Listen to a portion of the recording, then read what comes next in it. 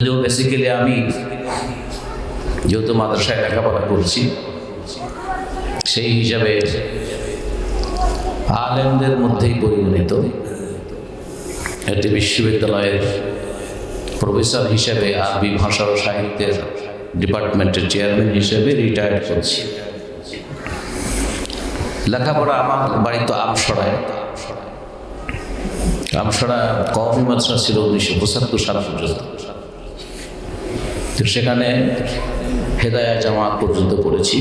সলমা মাদ্রাসায় গিয়ে দাখিল আলেম ফাজিল পাশ করেছি। দাখিল পরীক্ষায় বোর্ডে স্ট্যান্ড করেছিলাম। কামিল হাদিস পড়েছি নোয়াখালীর একটি স্বনামধন্য মাদ্রাসায়। তাফসির বিভাগ পাশ করেছি ঢাকা আলিয়া থেকে, এবং বোর্ড ফার্স্ট হয়েছিলাম। ঢাকা বিশ্ববিদ্যালয়ে ইসলামিক স্টাডিজে পড়াশোনা করেছি। এরপরে স্কলারশিপ পেয়েছি সৌদি আরবের একটি সরকারি বিশ্ববিদ্যালয়।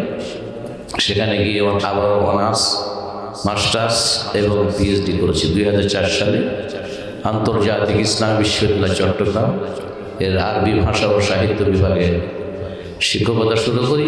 অধ্যাপক হিসাবে রিটায়ার করেছি। ইসলামী ব্যাংক বাংলাদেশ লিমিটেড 2004 সাল থেকে আমি শরিয়া বোর্ডের সদস্য, অতঃপর সদস্য সচিবের দায়িত্ব পালন করেছি। বাংলাদেশ হাউস বিল্ডিংয়ের শরিয়া বোর্ডের আমি চেয়ারম্যান, এবং আরও কয়েকটি ব্যাংকের, ইসলামী ব্যাংকের আমি চেয়ারম্যান শরিয়া বোর্ডের। আরও যেমন সরকারি বাংলাদেশ ব্যাংকেরও একটা ডিপার্টমেন্টের শরিয়া বোর্ডের আমি একটি সদস্য। 2005 সাল থেকে বাদশাহ ফয়সাল ট্রাস্টের আমি সদস্য। এটা ঢাকার শ্যামলীতে। এই প্রতিষ্ঠান স্কুল, কলেজ, মাদ্রাসা, হেফজখানা ইত্যাদি এগুলো আছে। একটা মসজিদ কমপ্লেক্সও আছে। এটা নারী পুরুষদের জন্য ভিন্ন ভিন্ন প্রতিষ্ঠান। এই মসজিদ কমপ্লেক্সের আমি সভাপতি ট্রাস্টের পক্ষ থেকে। তো তখন থেকে এই মসজিদে আমি খতিব হিসেবে দায়িত্ব পালন করি। প্রায় 25 বছর হতে চলল। খতিবের দায়িত্ব পাওয়ার পর আল্লাহর সাথে আমার একটা ওয়াদা হয় যে আল্লাহ যতদিন আমি মসজিদের খতিব হিসেবে দায়িত্ব পালন করব, এখান থেকে কোনো সম্মানী অথবা কোনো বেতন আমি গ্রহণ করব না। তা আলহামদুলিল্লাহ এখন পর্যন্ত সেটার উপরে আছি। তবে নির্বাচনে অংশগ্রহণ করার কারণে এখন নিয়মিত জুমার খুতবা দিতে যেতে পারি না এলাকায়। তো এলাকার বিভিন্ন মসজিদে আমি খুতবা দিই, আলোচনা করি, খুতবা দিই, নামাজ পড়ি। তো মোটামুটি আমার সম্পর্কে আপনাদের ধারণা দিলাম। বাড়িতে আমসরা আল্লাহর আইন কেন চাই? যেহেতু আল্লাহ বলেছেন মানুষকে তো আল্লাহ সৃষ্টি করেছেন আল্লাহর দাসত্ব করার জন্য, ঠিক কিনা? দাসত্ব কিভাবে করবে এটা দিবে কেটা? এটার নিয়ম বা বিধানটা কে দিবে? দাসত্ব তো মানুষ করবে, এই দাসত্বটা কিভাবে করবে আল্লাহ, এটা কে দিবে? কেটা? আল্লাহ। তাহলে আল্লাহ সেই বিধানটা দিয়েছেন, যেই বিধান দিয়ে মানুষ আল্লাহর দাসত্ব কি অর্ধেক হয় না পূর্ণাঙ্গ হয়? পূর্ণাঙ্গ হয়। তাহলে আল্লাহ যে বিধানটা দিয়েছে সেই বিধানটা পূর্ণাঙ্গ বিধান। ওই পূর্ণাঙ্গ বিধান যদি মানুষ মেনে চলে তবেই আল্লাহর দাসত্ব হবে, নচেত পূর্ণাঙ্গ দাসত্ব হবে না। যতটুকুন আপনার দাসত্ব আল্লাহ হবে না, অতটুকুনের মধ্যে আপনি তখন কার দাসত্ব করছেন? যতটুকুন আপনার দাসত্ব হচ্ছে না আল্লাহ, ততটুকুন আপনি কার দাসত্ব করছেন? তাগুতের। কারণ পথ দুইটাই, একটা হচ্ছে আল্লাহর দাসত্ব, আর একটা হচ্ছে গায়রুল্লাহর দাসত্ব। এই জন্য খেয়াল করে দেখেন, কোরআনে আল্লাহ বলছেন ফামান ইয়াকফুর বিত্তাগুতি ওয়া ইউমিন বিল্লাহ, যারা তাগুতের সাথে কুফরি করে, মানে অস্বীকার করে, এক আল্লাহর প্রতি ঈমান আনে। তাহলে তাগুতের সাথে কুফরি করে যারা আল্লাহর প্রতি ঈমান আনে তারাই ফাকাদ ইসতামসাকা বিল উরওয়াতিল উসকা লা ইনফিসামা লাহা, তাদের এই ঈমানটা এত মজবুত এটা কখনো ছিঁড়ে যাবে না।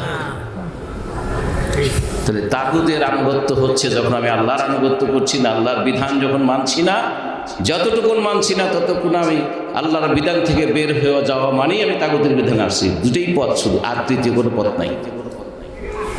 হয় আমি আল্লাহর বান্দা, নয় আমি তাগুতের।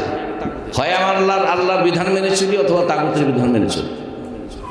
তো যাই হোক, এই জন্য আল্লাহ বলছেন قُلْنَا اهْبِطُوا مِنْهَا جَمِيعًا فَإِمَّا يَأْتِيَنَّكُم مِّنِّي هُدًى فَمَن تَبِعَ هُدَايَ فَلَا خَوْفٌ عَلَيْهِمْ وَلَا هُمْ يَحْزَنُونَ। বেশ দূরের আয়াত না, সূরা বাকারার 38 নম্বর আয়াত।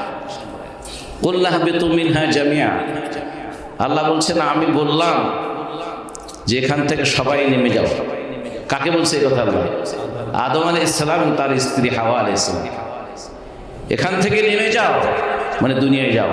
অন্য আয়াত আছে ওয়ালাকুম ফিল আরদি মুস্তাকাররুন ওয়া মাতাউন ইলা হিন, তোমরা জমিনে গিয়ে কিছুদিন সেখানে বসবাস করো, কিছু সেখান থেকে ভোগ করো একটা নির্দিষ্ট সময় পর্যন্ত।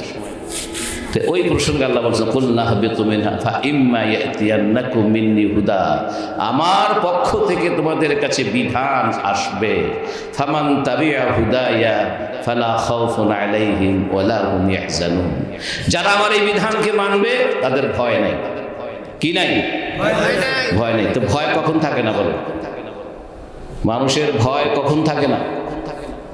যখন তার জীবনের নিরাপত্তা পায়, তার সম্পদের নিরাপত্তা পায়, তার মান সম্মানের নিরাপত্তা পায়, আরও যে সকল বিষয়ের নিরাপত্তা পেতে হয়, এগুলো যখন মানুষের নিশ্চিত হয়ে যায় তখন তার আর কোনো ভয় থাকে না। এই জন্য রাসূলুল্লাহ সাল্লাল্লাহু আলাইহি ওয়াসাল্লাম বলেছেন একটা ভয় থাকে, সেটা হলো আল্লাহর ভয়।